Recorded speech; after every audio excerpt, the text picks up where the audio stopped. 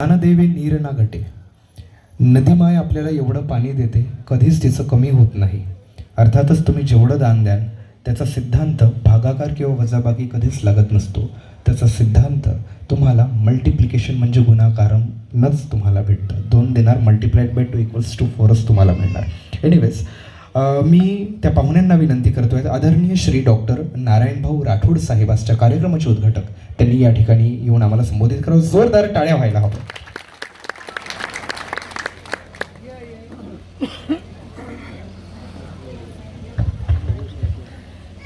नमस्कार.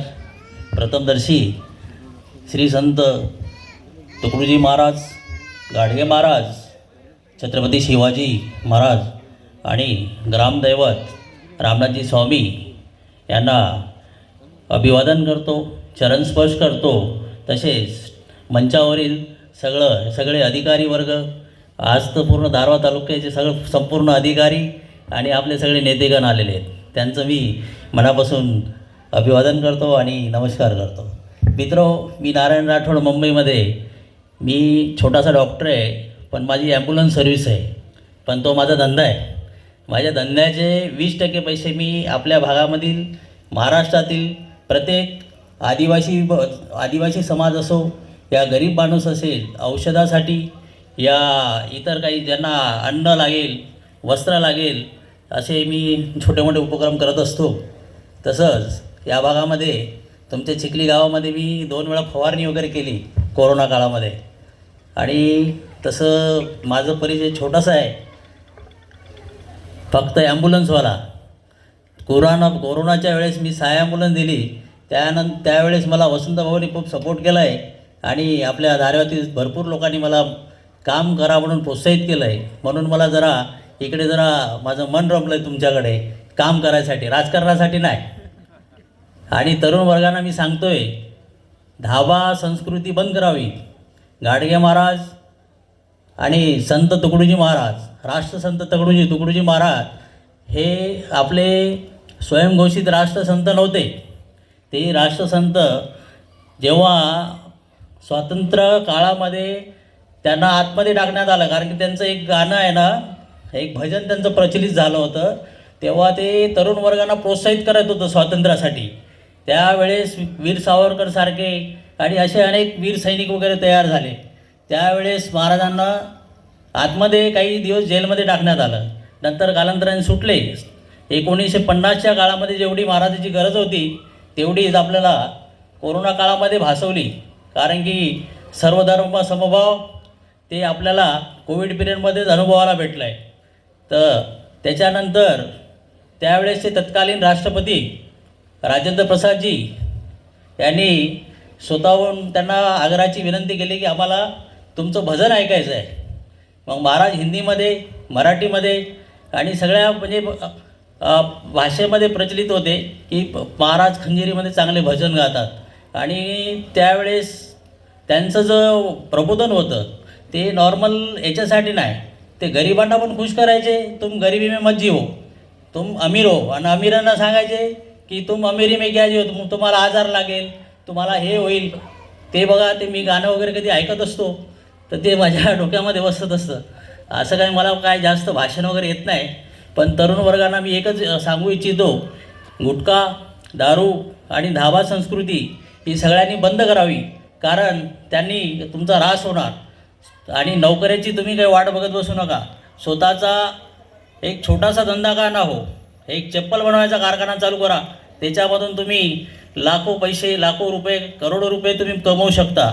मी एक छोटासा ॲम्ब्युलन्सवाला होतो. माझ्याकडे एक ॲम्ब्युलन्स होती. मी कालांतराने 1 चे 2, 2 चे 4, आता माझ्याकडे 22 ॲम्ब्युलन्स आहे.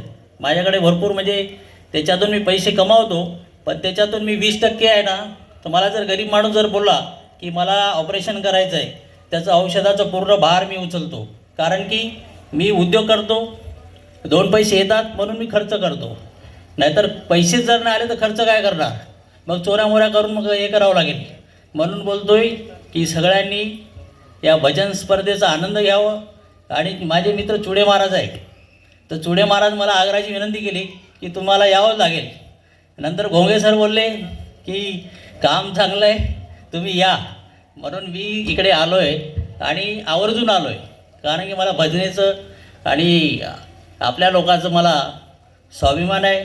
या भागातला आहे मी, करसगावचा, म्हणून इकडे मला जरा गर्व पण वाटतो की मी या भागातला आहे.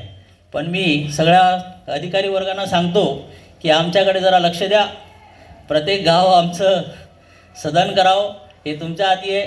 आणि दुसरी गोष्ट, आमच्या भागातील दारूचे धंदे झाले या इतर बाकी अनैतिक काही दुसरे काही धंदे असेल छोटे मोठे, यांना थोडासा आळ घातला तर आमचे भागातील लोक सुधारतील आणि पुढे जातील.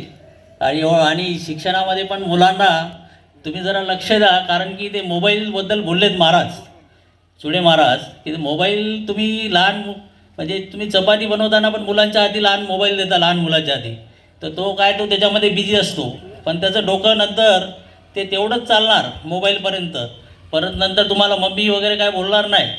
नंतर हळूहळू ते यूट्यूबमध्ये काहीतरी वेगवेगळे काहीतरी बघायला भेटतात. आजकाल माणसं पण व्यस्त असतात, ते यूट्यूबमध्ये कामधंदा सोडून बसतात, तासोनतास त्याच्यामध्ये जातं. तर ते सगळं बंद करा. मोबाईल ठीक आहे, फोन येईपर्यंत धंद्यासाठी चांगला आहे, त्याला पण आळा घाला. यूट्यूब वगैरे जास्त बघू नका. बघायचं असेल तर भजन ऐका, महाराजांचे भजन ऐका. आणि एवढं मी बोलतो आहे, या मंडळाने मला बोलवलं आहे, याच्याबद्दल मंडळाचं मी ऋणी आहे आणि चिखली ग्राम असेचं पण ऋणी आहे. धन्यवाद.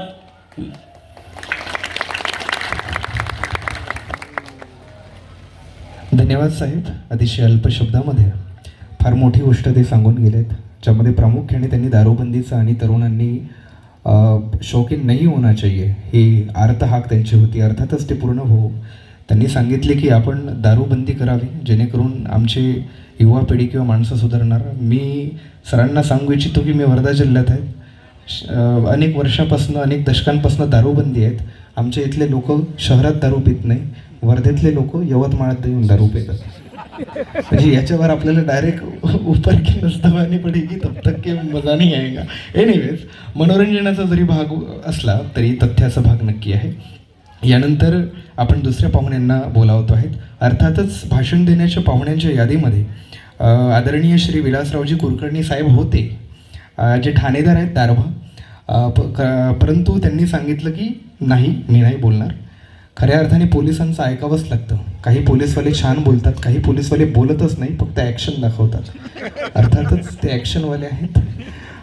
तदनंतर आपण आदरणीय तहसीलदार साहेब दारव्हा यांच्याकडे वळूया. माननीय श्री विठ्ठलजी कुमरे साहेब तहसीलदार यांना विनंती करतो की आपण या ठिकाणी आम्हाला संबोधित करावं.